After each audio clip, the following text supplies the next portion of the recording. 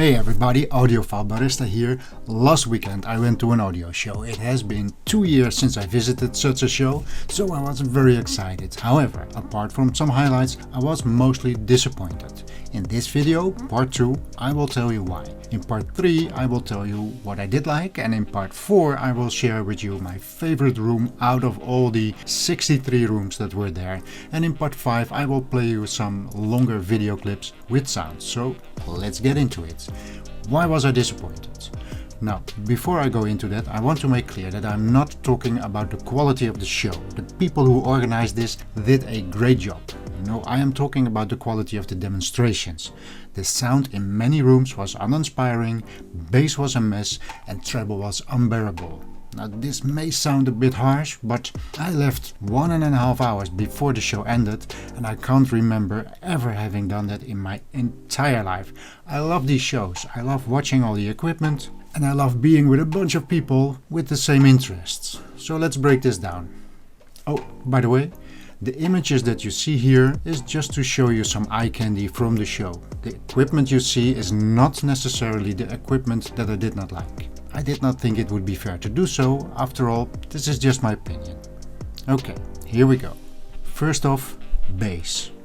Many rooms could not achieve any control over bass performance, making for a demonstration that had big boomy bass that was completely unrelated to the rest of the sound.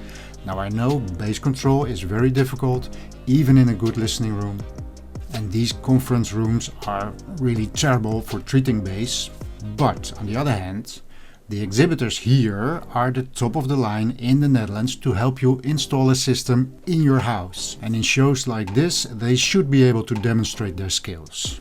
And it should be better than what many of them did. But okay, bass is difficult. The rooms are not ideal. I can overlook that a little bit. However, this does not apply to the highs. Room treatment for high frequencies is much more easy, so that should be okay, right? Well, no. In a lot of rooms I found the sound to be a bit mechanical, uninspiring, and most of all, it was often too much high. Too much high frequency makes for a very unrelaxed listening experience, and in many rooms it even became shouty and aggressive. And judging by the people who were demonstrating, they did not really seem to care. So here's what I think. And I may have heard this on some other YouTube channels also, but it seems to be a trend to have a lot of high frequency energy designed into today's loudspeakers and maybe even digital equipment and stuff like that. Probably in order to create a sense of transparency or to have you hear all the details. I don't know, but I can't imagine that so many exhibitors could not create a more relaxing and refined sound in their rooms, especially considering the value that some of these systems represented. These were big buck systems from very respectable companies, but for me it sounded terrible. It was even the reason why I left early.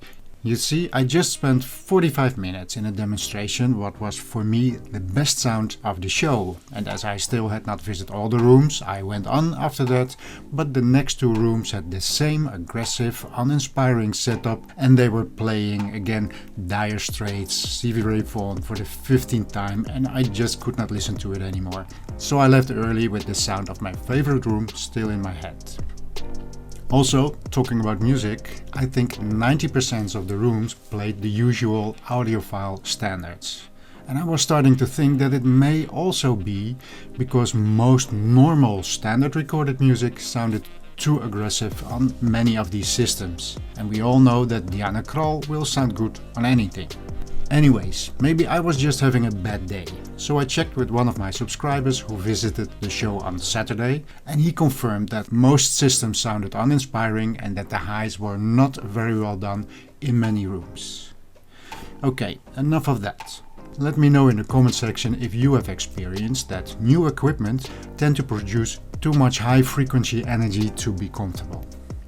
One last thing that I want to say is this. I believe I did a segment on this already in one of my vlogs, I can't remember which one, but with all the progress that is being made in the digital domain, I do have a bit of a doomsday scenario for the coming 10 years, and it is this. 1.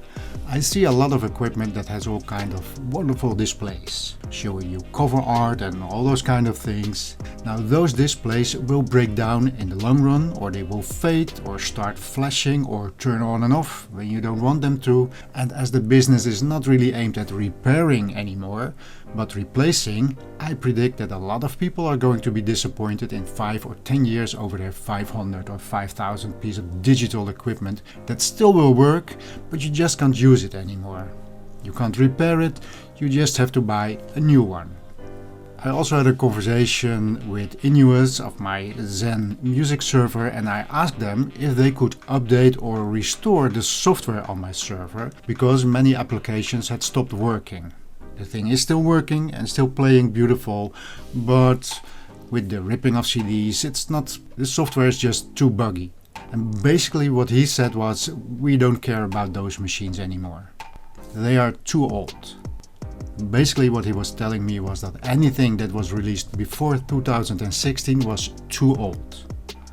I'm telling you guys, I think it's ridiculous that something that is just 6 or 7 years old is called too old and we're not going to do anything on it anymore.